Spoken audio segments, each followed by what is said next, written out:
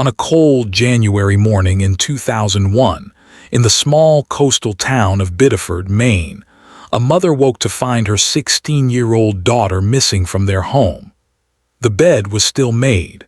The window stood open despite the freezing temperature, and on the nightstand, a half-finished glass of water sat untouched, as if the girl had been interrupted mid-thought. Her name was Amy St. Pierre, a junior at Biddeford High School, a varsity swimmer with college applications spread across her desk and a future that seemed, to everyone who knew her, bright and certain. By nightfall, search teams would comb through the winter woods behind her house. By week's end, investigators would begin to suspect that whoever took Amy knew exactly when her mother worked the night shift at the hospital, knew exactly which window had a broken lock, knew exactly how to move through that house in darkness without making a sound. The question that would haunt this community for more than 2 decades was not whether Amy St. Pierre had been taken, but by whom, and why the answer was hiding in plain sight all along. Biddeford sits along the Saco River in southern Maine, a mill town that had seen better days even in 2001. The old textile factories stood empty along the waterfront, their broken windows reflecting the gray Atlantic sky. The population hovered around 20,000, most families working-class French-Canadian descent, the kind of place where everyone knew everyone, where secrets were hard to keep and harder still to speak aloud. The winters came hard and stayed long. January meant frozen streets, dark mornings, the smell of wood smoke and salt air mixing in the cold. The St. Pierre family lived on Graham Street, a modest neighborhood of 2-story homes built in the 1950s. Their house was pale yellow with white trim, a chain-link fence around the backyard, a basketball hoop over the garage that nobody used anymore. Catherine St. Pierre, 41 years old, worked as a registered nurse at Southern Maine Medical Center. She had raised Amy alone since her husband left when the girl was 7. The divorce had been quiet, unremarkable. He moved to Massachusetts, sent child support irregularly, called on birthdays. Catherine worked the overnight shift 3 nights a week, 11 at night until 7 in the morning. Amy was 16, responsible, a good student. Catherine trusted her to be alone. Amy St. Pierre was, by all accounts, exactly the kind of daughter any parent would want. 5'6", athletic build from years of competitive swimming. Long brown hair usually pulled back in a ponytail, hazel eyes, a quick smile. She worked part-time at the Salvation Army thrift store on Main Street, saved money for college, talked about studying marine biology. She had a small circle of friends, mostly other swimmers from the team. She dated occasionally, but nothing serious.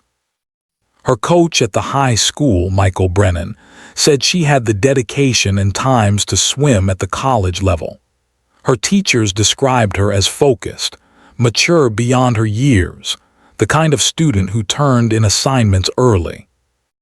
On the evening of January 14, 2001, a Sunday, Catherine St. Pierre prepared for her shift as she always did.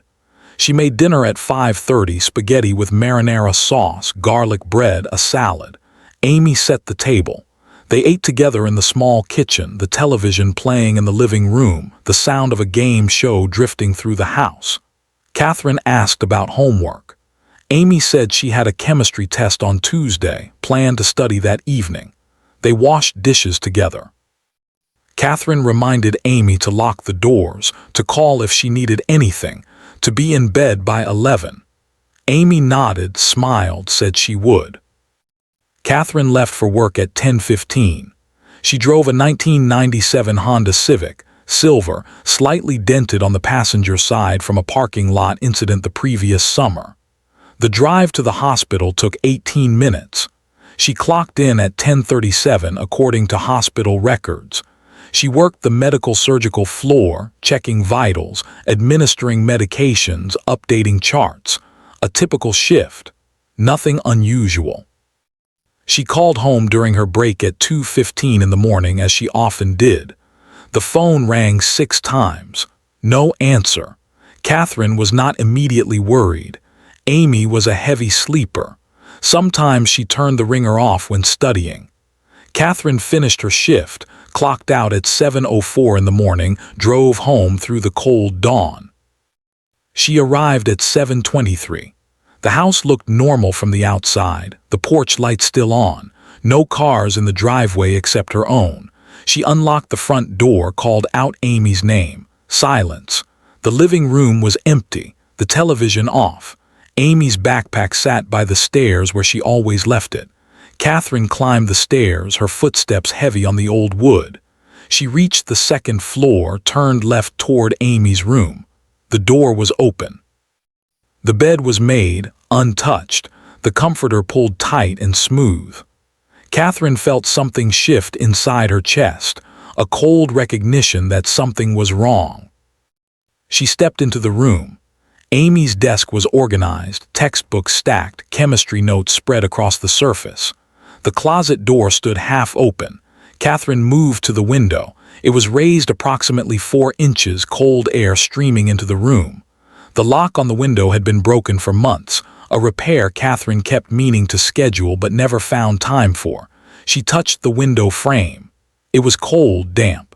Snow had blown onto the sill during the night.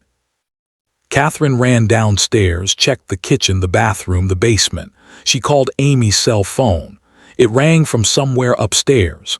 She found it on Amy's nightstand, plugged into the charger, the screen dark. Catherine called Amy's best friend, Jessica Morrow. Jessica's mother answered, groggy and confused. No, Amy was not there. No, Jessica had not heard from her. Catherine called 2 more friends. Same answer. At 7:51, Catherine dialed 911. The first patrol officer arrived at 8:06. Officer Daniel Cormier, 29 years old, 6 years on the Biddeford Police Department.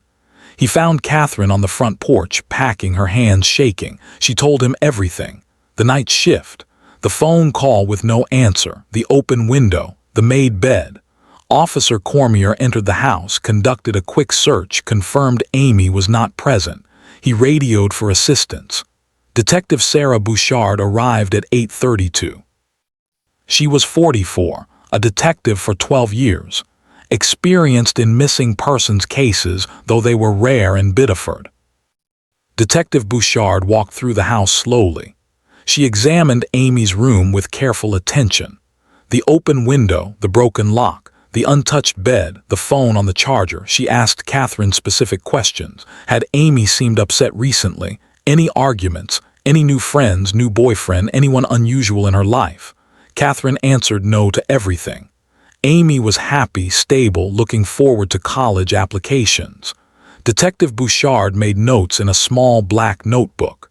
She asked about the father. Catherine provided his name and phone number in Massachusetts. Detective Bouchard asked about extended family, neighbors, anyone who might have regular access to the house. Catherine mentioned her brother, Richard St. Pierre, who lived in Saco, the next town over. He visited sometimes, helped with repairs around the house. Detective Bouchard wrote down his information. By 9:30, additional officers arrived. They searched the yard, the garage, the woods behind the property. The temperature was 28 degrees. The ground was frozen hard, patches of old snow in shaded areas. They found footprints in the backyard beneath Amy's window, but the ground was too hard to make clear impressions. The prints appeared to lead toward the woods, then disappeared. A canine unit arrived at 10:15. The dog, a German shepherd named Max, picked up a scent trail from Amy's bedroom window, followed it across the backyard into the woods. The trail went approximately 200 yards, then ended abruptly near a dirt access road used by utility vehicles. Detective Bouchard stood at that spot, looking at the frozen mud, the tire tracks barely visible, and felt the case shift from missing person to something darker. Part 2. The investigation. The search operation expanded rapidly. By noon on January 15th, more than 50 volunteers had gathered at the Biddeford Police Department. The Coast Guard launched a boat to search the Saco River. State police sent additional detectives. The Maine Warden Service provided teams to search the extensive woods and conservation land surrounding the area. The temperature remained below freezing. Snow began falling at 1 in the afternoon, light flurries that would complicate the search. The command center was established in the high school gymnasium. Maps were spread across folding tables. Search grids were assigned. Volunteers received specific zones, instructions to look for any sign of Amy, any disturbance, any evidence. Catherine St. Pierre sat in a corner of the gymnasium, wrapped in a blanket someone had given her, her face pale and frozen. Her brother Richard stayed beside her, a hand on her shoulder. He was 45, worked construction, a big man with calloused hands and a quiet manner. He had arrived within an hour of Catherine's call that morning, had not left her side since. Those who knew Richard St. Pierre said he was protective of his sister, especially after her divorce. He had helped her with household repairs, shoveled her driveway in winter, checked on Amy when Catherine worked nights. He had never married, lived alone in a small apartment in Saco. He worked for a local construction company, mostly renovation projects. He was known as reliable, hardworking, kept to himself. He had no criminal record, not even a traffic violation. The media arrived by mid-afternoon. Local television stations set up cameras outside the police department. Reporters interviewed neighbors, classmates, anyone who knew Amy. The story spread quickly. Beautiful teenage girl, vanished from her bedroom. Window open. Bitter cold. By evening, it was the lead story on every news broadcast in New England. Catherine St. Pierre appeared briefly on camera, her voice shaking, pleading for anyone with information to come forward. She described Amy, what she was wearing when last seen, a gray sweatshirt with the Biddeford High School logo, black sweatpants, white socks. She begged whoever had her daughter to let her go, to please let her come home. Detective Bouchard and her team worked through the night. They interviewed Amy's friends, her teachers, her swim coach, her coworkers at the thrift store. Everyone said the same thing. Amy was responsible, level-headed, not the type to run away. No boyfriend problems, no drug use, no signs of depression or distress. She was excited about college, about swimming, about her future. The detectives reviewed her phone records.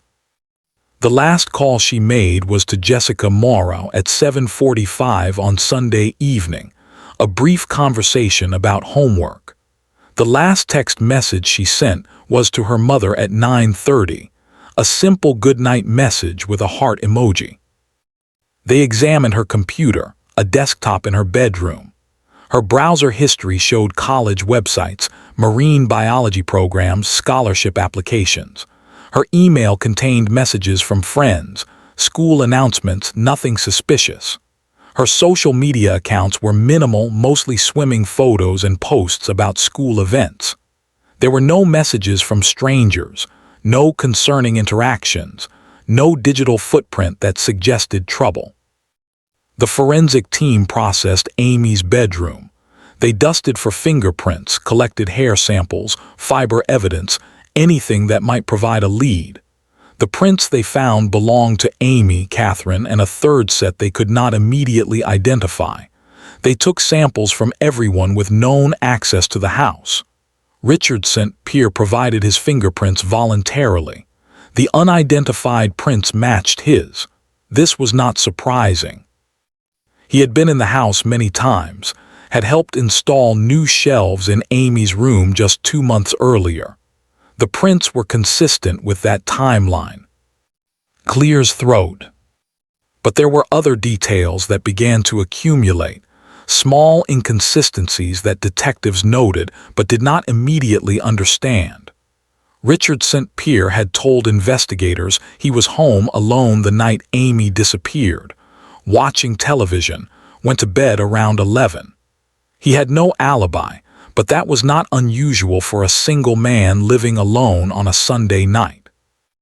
However, when detectives checked with his employer, they learned Richard had taken Monday the 15th off work, had called in on Friday to request the day. This was odd, perhaps, but not incriminating. He said he had planned to help a friend move furniture, but the friend had canceled. Deputies whispered quietly among themselves about Richard's demeanor. He seemed calm, almost too calm. While Catherine was visibly distraught, crying, unable to sleep or eat, Richard remained composed. He answered questions methodically. He helped organize search teams. He spoke to reporters on Catherine's behalf. Some officers found this admirable, a pillar of strength during a crisis. Others found it unsettling. One detective wrote in her notes, "Subject shows limited emotional response. Appropriate concern but controlled affect. Bears monitoring." The search continued for 5 days. Hundreds of volunteers combed through the woods, checked abandoned buildings, searched the riverbanks. Divers went into the frigid water of the Saco River, found nothing. Helicopters with thermal imaging flew grid patterns over the area, detected no heat signatures. Roadblocks were set up, drivers questioned. The Maine State Police issued an Amber Alert. Amy's photograph appeared on highway signs, in newspapers, on television screens across New England. By January 20th, the search scaled back. The physical search had covered every reasonable area within a 10-mile radius.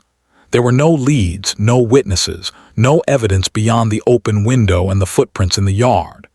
Detective Bouchard held a press conference, stated that the investigation remained active, that detectives were following every possible lead, but the visible presence of police and volunteers diminished. The news crews left. The command center at the high school closed. Catherine St. Pierre returned to work, though she functioned in a daze. Richard continued to visit her daily, brought groceries, handled phone calls, managed the increasing stack of bills and paperwork.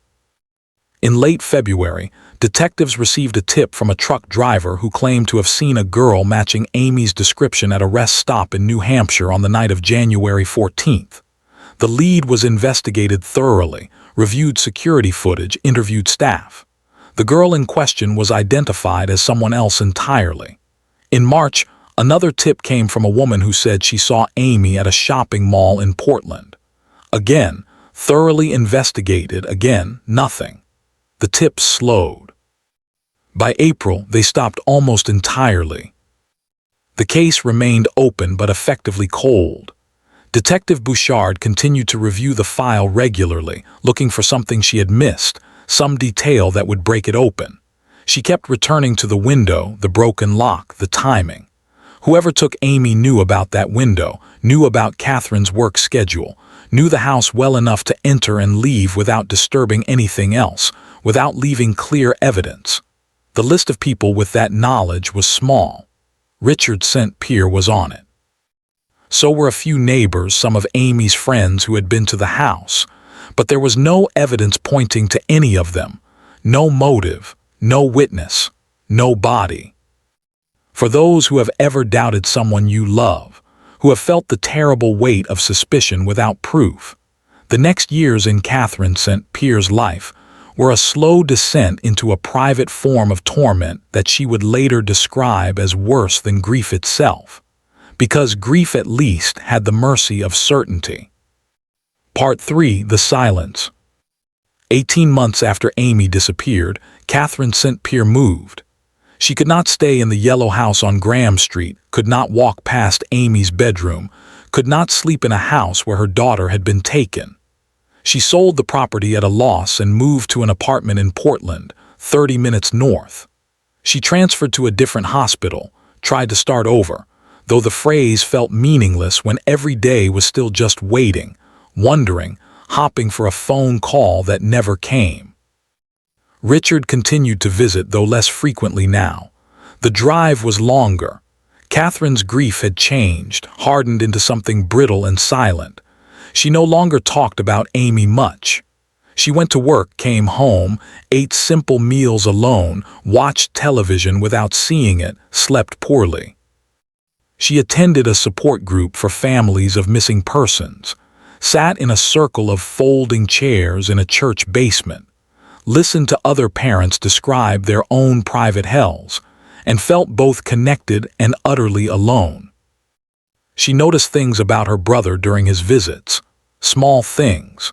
The way he avoided looking at Amy's photograph on the mantel, the way he changed the subject if Catherine mentioned her daughter, the way he seemed almost relieved when Catherine said she was trying to move forward, to accept that Amy might never be found.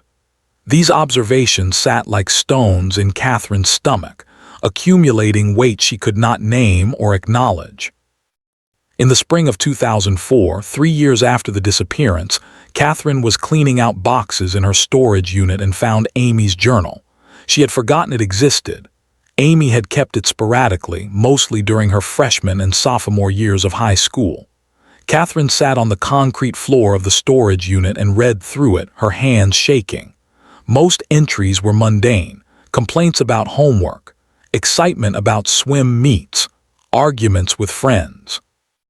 But there were several entries from the fall of 2000, just months before Amy disappeared, that made Catherine's breathing quicken. October 7, 2000. Uncle Richard came over again today. He fixed the window in my room, but then he just sat on my bed and talked for a long time. It felt weird. He kept asking about my friends, about if I have a boyfriend. Mom was working. I wish he wouldn't come when she's not here. November 3, 2000. Uncle Richard brought me a present today, a necklace. It's pretty, but I don't know why he gave it to me. It's not my birthday. Mom doesn't know. He said it could be our secret. I don't like secrets. December 18, 2000. I told Mom I don't want Uncle Richard to have a key to the house anymore. She got mad at me. She said he helps us, that I'm being ungrateful. I didn't tell her why. I don't know how. Catherine read these entries 3 times, 4 times. She felt something crack open inside her, a terrible understanding flooding in. She thought about Richard's calmness after Amy vanished, his composed demeanor, his availability, his helpfulness. The way he had been there immediately, had stayed close, had managed so much of the aftermath. She thought about the broken window lock in Amy's room, the lock Richard had supposedly fixed that October day, 4 months before Amy disappeared. She went home and looked through old photographs. She found pictures from Thanksgiving 2000, 2 months before Amy went missing. In one photo, Amy stood stiffly beside Richard, a forced smile on her face, her body angled away from him. In another, Richard's hand rested on Amy's shoulder, and Amy's expression was blank, distant. Catherine had not noticed these details at the time. Now they seemed obvious, glaring, impossible to unsee. For those who have ever felt the ground shift beneath them, have felt the past rearrange itself into a new and terrible pattern, Catherine's next months were marked by a paralysis she could not break. She did not go to the police.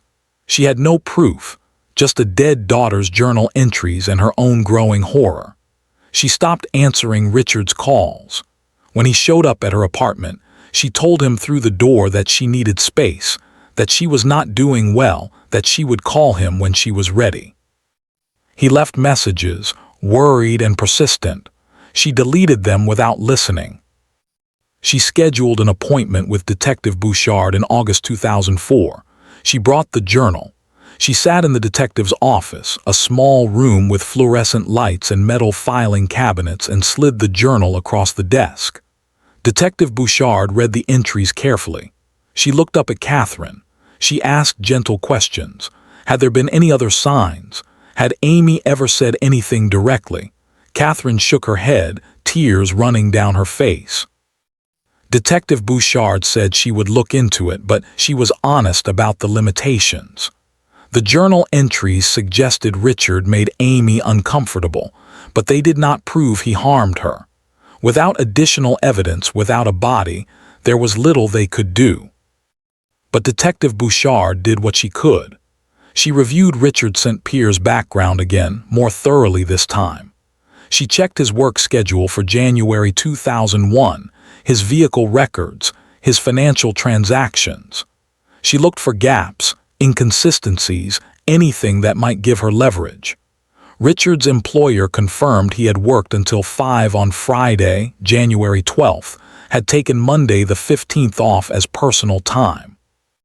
His truck, a 1998 Ford F-150, dark blue, had been seen by a neighbor leaving his apartment around 9:30 on the evening of January 14th. The neighbor remembered because it was unusual. Richard typically stayed home on Sunday nights.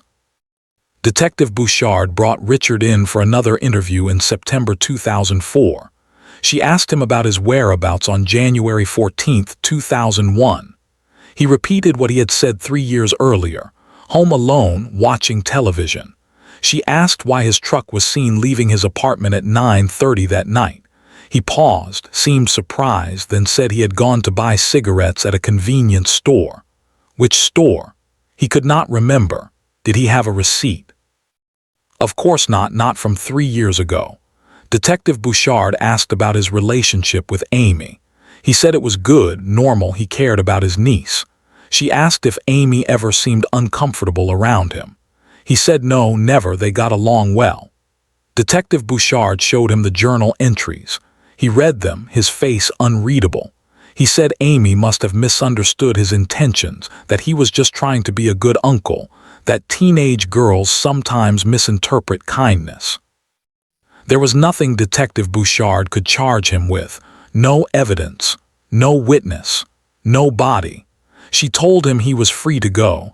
He left the police station, got in his truck, drove away.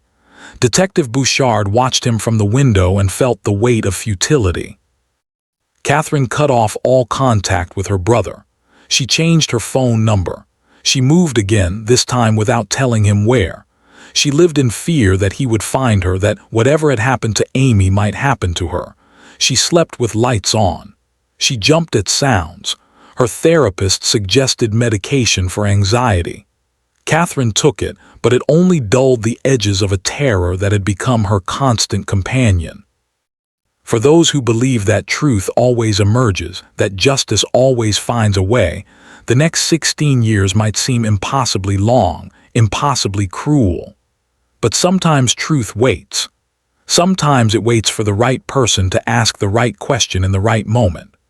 Sometimes it waits until technology catches up, or until someone's conscience breaks, or until a piece of evidence, long overlooked, is finally seen for what it is. Part 4. The Revelation. In March 2020, Detective Bouchard retired from the Biddeford Police Department. She was 64 years old, tired, ready to step away.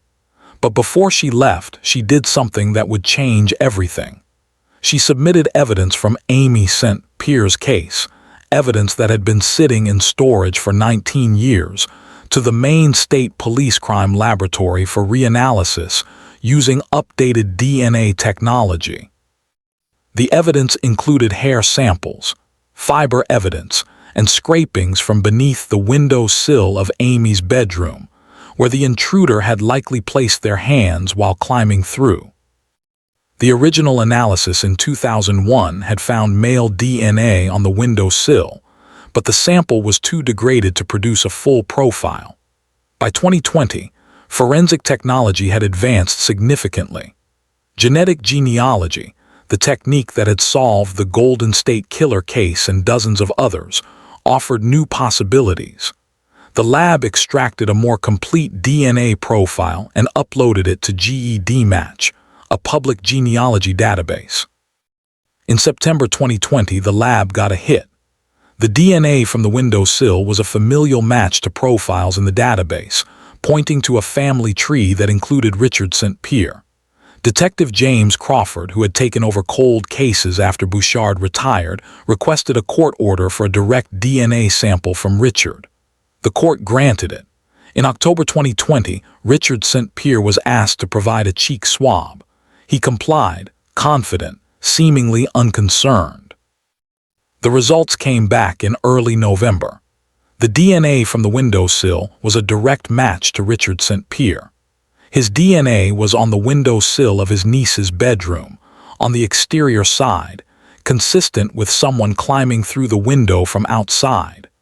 Richard's lawyer argued that this was not conclusive, that Richard had repaired the window months before Amy's disappearance, that his DNA could have been transferred then. But the forensic analyst testified that the DNA placement was consistent with recent contact, with hands gripping the sill from outside, with the motion of climbing through a window. Clear's throat. There was more. Detective Crawford had also requested Richard's phone records from January 2001. The original investigation had not obtained them, had not had sufficient cause. Now, with the DNA match, they had warrant. The records showed that Richard's cell phone had pinged off a tower near Graham Street at 10:42 on the night of January 14, 2001. His phone remained in that area until approximately midnight, then moved back towards Saco. He had lied about being home all evening. He had been in the vicinity of Amy's house at the exact time she disappeared. Armed with this evidence, Detective Crawford obtained a search warrant for Richard's current residence, a small house he had purchased in Saco in 2010. The search was conducted on November 18, 2020. In the basement, hidden in a locked toolbox in a storage closet, investigators found items that stopped them cold. A necklace, silver with a small dolphin pendant. Photographs of Amy, taken from angles that suggested they were shot without her knowledge, through windows from a distance. And a notebook, filled with entries in Richard's handwriting, dated from 1999 through January 2001, describing his thoughts about Amy in language that was obsessive, possessive, disturbing. One entry from December 2000 read, "She doesn't understand yet, she will. When Catherine is gone one night when it's just us, she will see that I love her more than anyone. I have been patient. I have waited. Soon." The entry from January 14, 2001 read only, "Tonight. Catherine works until 7. The window lock is still broken. She leaves at 10:15. I will wait until she is asleep. I will make her understand." There was no entry after that date. The notebook ended there. On December 2, 2020, Richard St. Pierre was arrested at his workplace. He was charged with kidnapping and murder in the death of Amy St. Pierre. He did not resist. He did not speak. He was transported to the York County Jail where he was held without bail. The arrest made national news. Catherine St. Pierre, now 61 years old, learned about it from a phone call from Detective Crawford. She collapsed to her knees in her living room, sobbing, a sound torn from somewhere deep and primal. The trial began in September 2021. The prosecution presented the DNA evidence, the cell phone records, the photographs, the notebook. They presented Amy's journal entries. They called Catherine to the stand. She testified about Richard's behavior after Amy disappeared, about his calmness, his helpfulness, the way he had inserted himself into every aspect of the investigation. She testified that she had suspected him for years but had no proof, had been paralyzed by disbelief and fear. The defense argued that the evidence was circumstantial, that the notebook entries were fantasy, not action, that there was no body, no direct proof that Amy was dead or that Richard had killed her. They argued that Richard's DNA on the window was explainable, that the cell phone records showed only that he was in the area, not that he had entered the house. The jury deliberated for 4 days. On October 7, 2021, they returned a verdict: guilty on 1 count of kidnapping, guilty on 1 count of murder in the 2nd degree, based on the legal standard that the circumstances, the evidence, and the passage of time made it reasonable to conclude that Amy St. Pierre was deceased and that Richard St. Pierre had caused her death. Richard St. Pierre showed no emotion as the verdict was read. He sat motionless, his hands folded on the table in front of him. He was sentenced to life in prison without the possibility of parole. At the sentencing hearing, the judge asked if he had anything to say. Richard stood, looked at Catherine across the courtroom and said, "I am sorry for your loss." He did not confess. He did not reveal what he had done with Amy's body. To this day, Amy St. Pierre has not been found. Search teams have looked in the woods near Graham Street in the river, in dozens of locations based on analysis of Richard's movements and property ownership. But Maine is vast, and the woods are deep, and some secrets remain buried. Catherine St. Pierre attends every parole hearing, though Richard will never be eligible for parole. She goes to ensure the system remembers, to ensure that her daughter's name is spoken aloud, to ensure that Richard St. Pierre spends every remaining day of his life behind bars. She has established a foundation in Amy's name, dedicated to supporting families of missing persons and funding forensic technology research. She says that she will search for Amy until the day she dies, that she will never stop believing that her daughter will come home. Those who followed the case closely spoke of the terrible patience required for justice in this instance, the 2 decades of waiting, the accumulation of small pieces until the picture became undeniable. They spoke of Detective Bouchard's decision to submit the evidence for reanalysis even as she retired, a final act of dedication to a girl she had never stopped trying to find.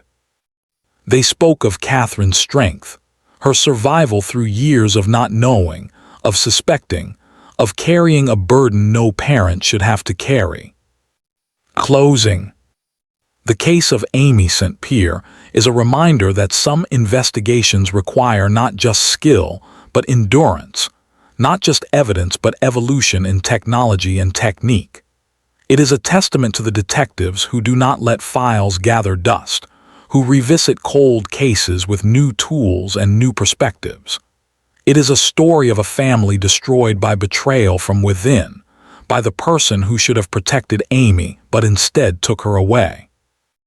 And it is a story of a young woman, 16 years old, who wanted to study the ocean and swim in college and live the life that was stolen from her on a cold January night by someone she trusted, someone who had convinced himself that possession was the same as love. If this story mattered to you, subscribe and hit the bell. Share the episode. Someone somewhere may still be waiting to be heard.